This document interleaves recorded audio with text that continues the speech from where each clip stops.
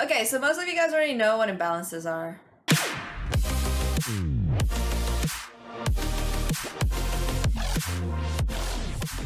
Basically, the book says if you want to be successful, you have to base your moves and plans on specific imbalance-oriented criteria that exist in a given position, not on your mood, tastes, and or fears.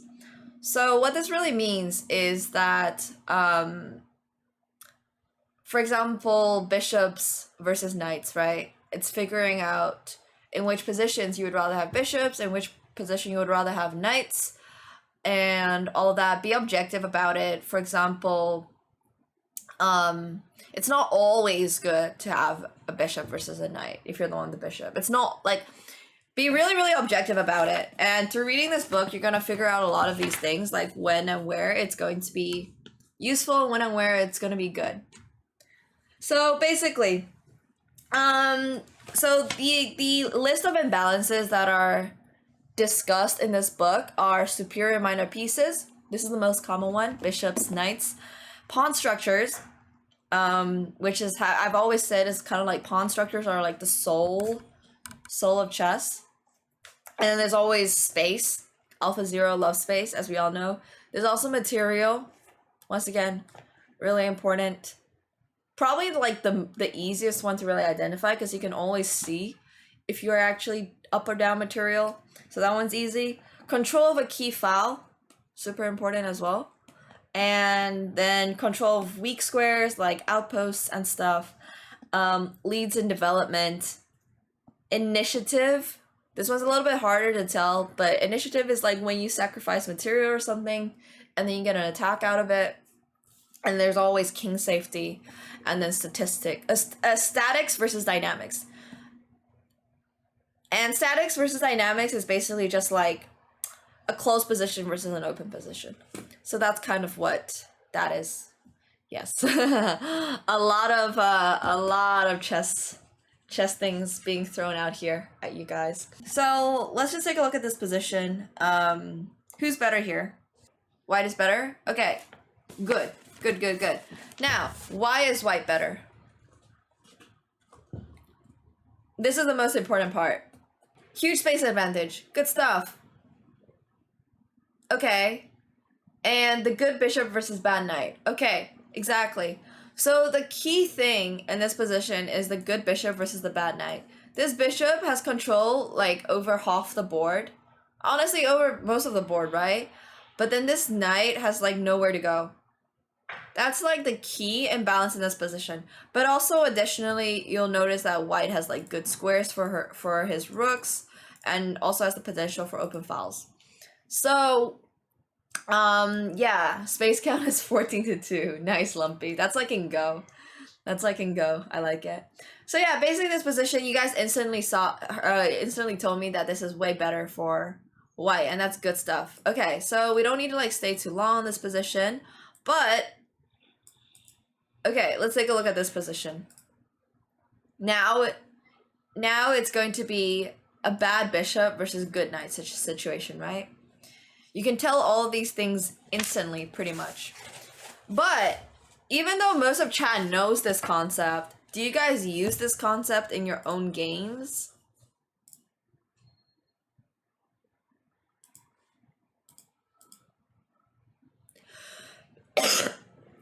Yeah.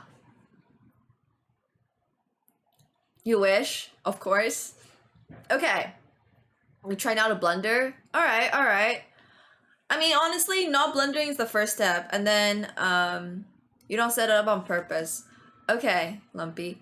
So yeah, I mean, obviously you can stumble into these positions accidentally by yourself, but you know you've reached a higher level of chess when you get into these positions by forcing exchanges. For example, let's say your opponent maybe had another piece that was useful, but you traded it off. So now he's left with only this really bad bishop on e7. So how does white break through in practice? Well, I would imagine it's quite difficult to start. It's quite easy to start just putting rooks on the b file and then put everything there. And then if black has to exchange it, then you can keep taking, and then the a pawn will drop, and then you'll have a pass pawn.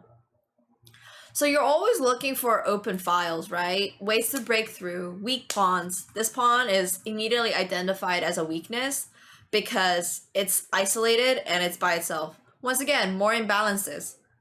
Pawn structures, super important. Super important stuff. So talking a little bit more about pawn structures, let's go to this one. All right. Yeah, no worries, loose skin. Did you miss the skincare tips? You did, Trap. You did. But it's all good. Sag. All you need to know is that if you wash your face on a pretty much daily basis, and you occasionally, well, okay, every single day, actually, you should be using the day cream. Like this offers, a day cream offers so much daily protection. It's really crazy. Everything else you can worry a little bit less about, although I would really still recommend like rescue masks and all that. But I'm sure you actually know a little bit about this too. Hey Turnip, how's it going? How's it going? Probably shave more. Beards, I don't really know that much about. But okay, so we're in this position. All right, it is a white to move. Who would you say? Oh wait, missing a rook here. All right, so it's white to move. Who would you say is better? Yeah. Absolutely chill. I use an oil in my hair too. Yeet. White again. All right. Why is white better?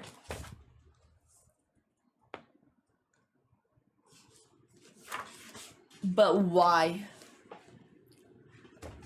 Okay, b6 pawn, pass pawn. Okay, good stuff, good stuff. So black is up a pawn, basically, right?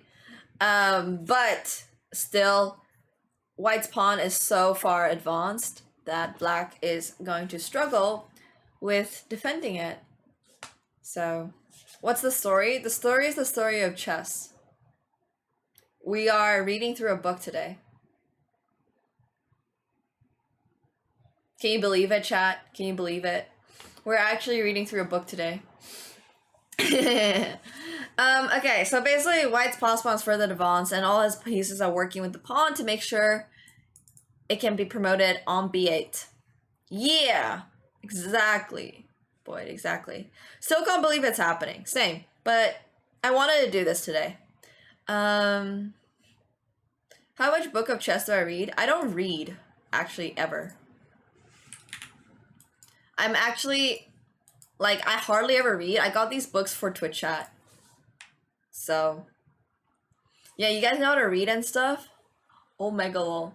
This book is for chat. I read this book when I was really young.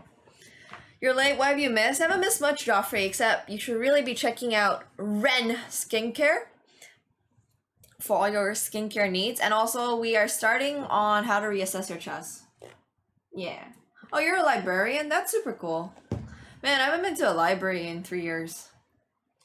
Okay, so once again, here we go, b7, and black is going to try to defend against that with rook b8. 3, that's not long. I guess, yeah. If he tries to do something like bishop e5, then you can just take and then promote. So then you'll win a rook. Okay, so if rook b8, then bishop b8, rook takes b8, queen c6, in order to potentially play queen c8. At some, also just swap off the queen, right? If you swap off the queen, then it's instantly GG. So queen d8, queen c8. If the rook takes, then this is a very known trick where you promote into another queen, and then you win the piece. So black has to defend the rook like that, with bishop to e5, and then after queen takes, rook c8, because then you block off the rook again from defending b8. Nice stuff. Really good stuff. What's up? Oh my god, there's so much here. Yeah. How's the dinner? Dinner was really good.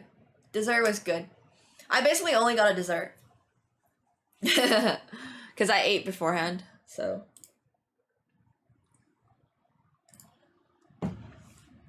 Your brain is too small? What? Don't ever say that, okay? So what's the principle of the position we're illustrating? It's a pawn structure. This is a pawn structure that was an, I mean, you have pawn structures in every single position, but it just goes to show how strong pawns are. That was the principle of this position.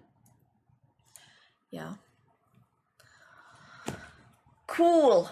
Okay, so the next one is gonna be an, I'll let you guys actually figure out what it is. Your coach made you read this book? Same here, buddy. Same here. We're all in the same boat, guys. Now your coach is also making you read this book, aka me. All right, queen here, knight here. Yeah, I'm vaccinated. Epsom salts are pretty cool. I don't use them a lot myself, but yeah. Okay. Free coaching on Twitch, exactly. Literally free coaching today.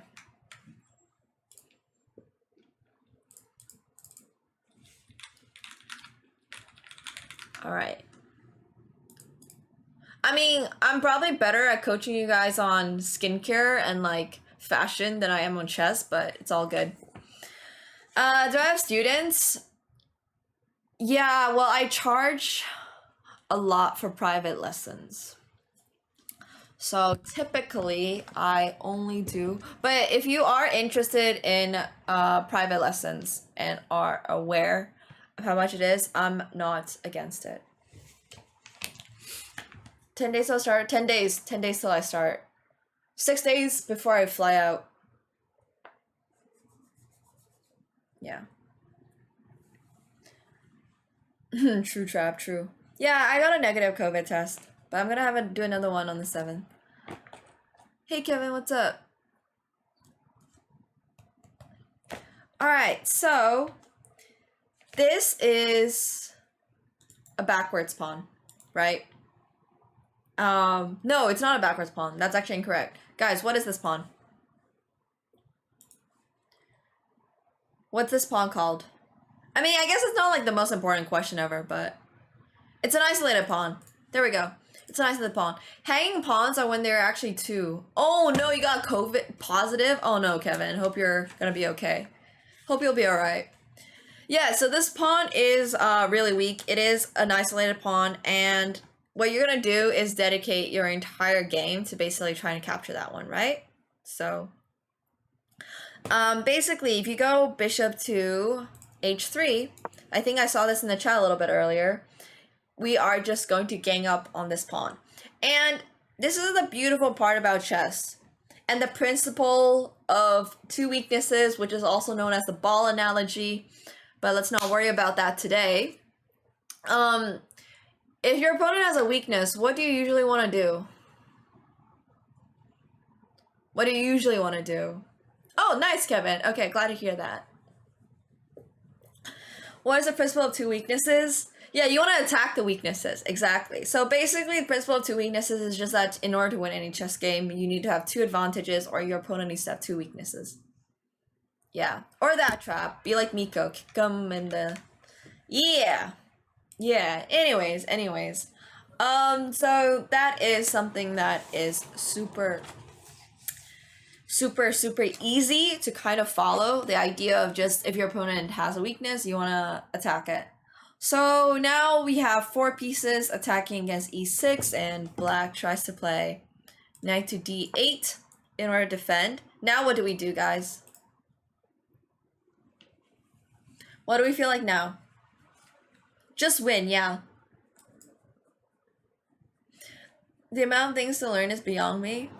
Knight g5 is good. Knight g5 is good. Okay, I want to say something that came to me yesterday, and it's really important. And I wanted to just say this because it's not like I want to be motivational today, even though I've been feeling like I want to be motivational today. But I go through these phases as well, right? Where it's like I feel super overwhelmed. I'm 21. Everybody around me has more experience. Everybody around me knows more things. They can do more things. And they all seem like they're able to, you know, they have something they want to do. So anyways, I've been feeling like kind of just insecure about myself recently. And I'm always like, okay, what if I'm not doing enough? But what I realized yesterday, it's not about whether or not you're doing enough. It's about finding like that one thing, or like maybe a few things, but don't like overdo it. It's like finding something you really enjoy and making it into a passion, right? You can go through a lot of this stuff. You can find something and then not like it after a month or two, and that's fine. But if you're able to find that one thing that you're able to make into a passion for a longer time, maybe even one day you can make that into your career. So when I look at people who are way older than I am and they love what they do, and I'm like, how do I become like you? It's not necessarily because like, you know, they worked really hard or worked this amount of dedicated hours or had this very well thought out plan, but it was more for them, like they really love it and they want to do it and they can't imagine doing anything else. And I think that was extremely like eye-opening for me, because I was always like, man, what if I can't make this into a career? And I feel really insecure about it. So still searching for that. Yeah, you can be searching for it for the rest of your life. You might not find it, but hopefully you will be able to. So life is like a little bit too short to spend it on you know, hating yourself and hating your life. If you don't like something about yourself, you can always change something, right? That's another thing I've realized. I was getting really tired of, well, not so much tired, I think. It's just like, it's been a long pandemic, honestly. So, yeah. Hey, Thomas. You don't like your voice, but it's hard to change. That's hard to change, I agree. Never said it's easy. But if you're really bad at things you enjoy doing, well, then try to get better at it. You can always try to work on getting better. So many things. Yeah. Yeah, for sure, Lumpy. But the bottom line is, you know, if you're not happy with where you are, if you're not satisfied, then I think it's really important to add a little bit of change into your life. I'm not saying like move to a new country all of a sudden, just break up with your wife and get a new one. That's not what I'm saying. What I'm saying is just like incorporate little changes, like go take an art class, go to a dance class, go learn bouldering, go do anything really, right? Like just do like these little things that can help you, or just like are different from something you normally do. Because that's how I think I got out of my lost like spiral. It's just realizing that I need to make some change happen in my life. So yeah. Sup, Pager? Hello. Yeah.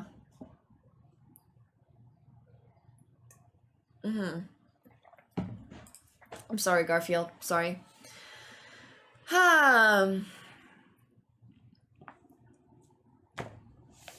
Okay, let's go back to this game. So 95, that was like my short motivational speech for the day. What have I changed? I stopped being like when I go out with people, I try to, even though the conversation can be like really not that interesting for me, like if they just talk about sports, I just still try to stay engaged. Whereas before I would have just like started opening my phone and just started scrolling. Oh, really, Lumpy? I've never heard of that one actually. So that's something I've done. And also just like trying out new ideas, approaching chess in a totally different way, and all that. So That's like these are like very small changes. I want to get my hair dyed, but I haven't had time to do that, so I might do that. Like, just doing like little things like this. Yeah, it doesn't have to be anything huge. I want to dye my hair a little bit. I cut my own hair the other day. So, I mean, I always thought it was interesting when people say it's at my level, because I'm very insecure a lot of the time, and I don't think people, like, everybody's gonna feel insecure, okay? Every single person. It happens. It happens. Yeah. No, I'm not gonna dye my hair on stream. I'm gonna go to a salon. So, nice, Caffeine Jones. I cut my own hair and I was freaking out because I thought I messed it up, and then it looks fine. So, yeah. I don't know, Cuba. Still planning that out. Alright, let's go back to this, though. Have I finally chosen color? I have. It'll be a surprise. Alright, bishop b8. Not sure what bishop b8 is for. But basically the idea is that we don't have enough pieces to just start taking this, right? So if we do the count, it'll be a surprise for you guys. It will be a surprise.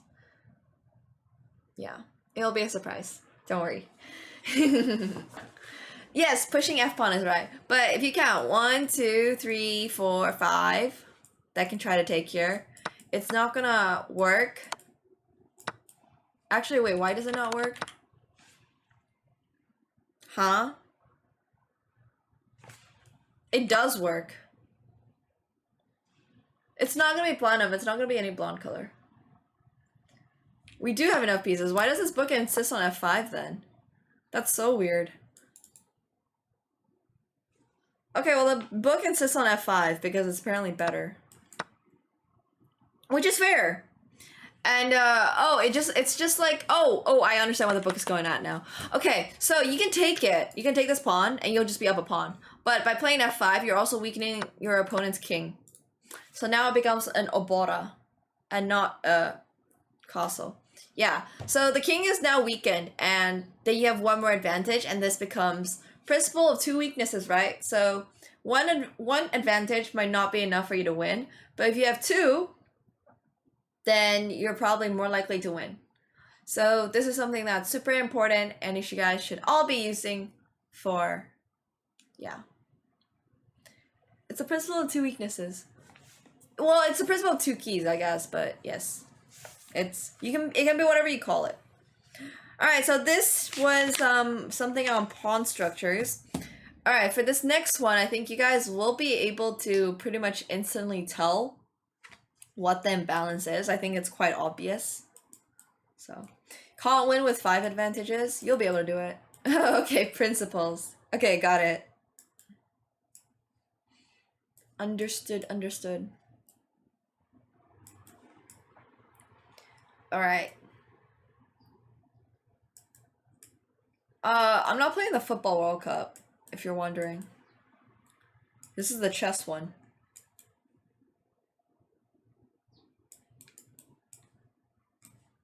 Okay. 6 queens is definitely nice to have. If you can't win with 6 queens, then that's a bit of a you problem. No book in the world is going to be able to help you with that. Yeah, can you imagine me being a professional football player? Thanks, Chess Me Out. What do you think about upcoming Nepo Carlson match? I think it'll be really interesting. Be hype. Hell yeah, Fendi. Okay. Okay. So, take a wild guess. It's white to move. What is the imbalance in this position?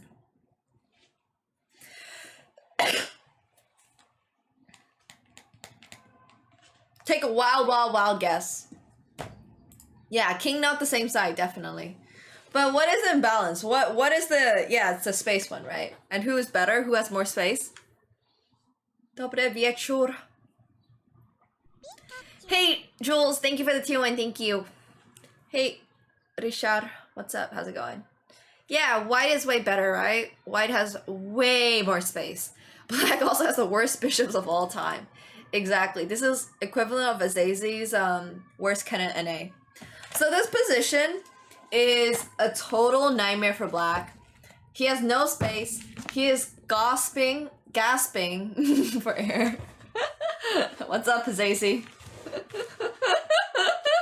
Yeah, it's so crowded in his position, and he definitely doesn't like it. So, white basically has an appreciable advantage in every single sector. So, in such positions, the side with this much extra space will almost certainly win if you can find a way to break into enemy territory. So how do you guys propose white to improve the position? Yeah. How do you guys propose? What do you guys suggest?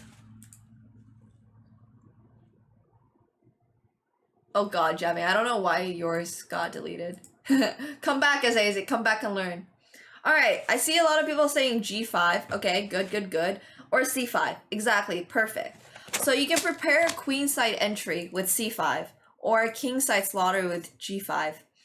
And the logical moves are either first move g5, or rook to g1, or rook to h1. I always like going for kingside attacks more, because if you checkmate your opponent's king, well then the game is automatically over, right? But if you just win your opponent's queen, the game is still not over. So I would always rather go for the king. So yeah, you want to be playing g5 in this position. It's a pretty good move here. Okay, good stuff. It's looking like Twitch chat is pretty smart. Twitch chat, yes, montre. Actually though, like, you guys seem to know these concepts. Now, why aren't you guys all 1400s?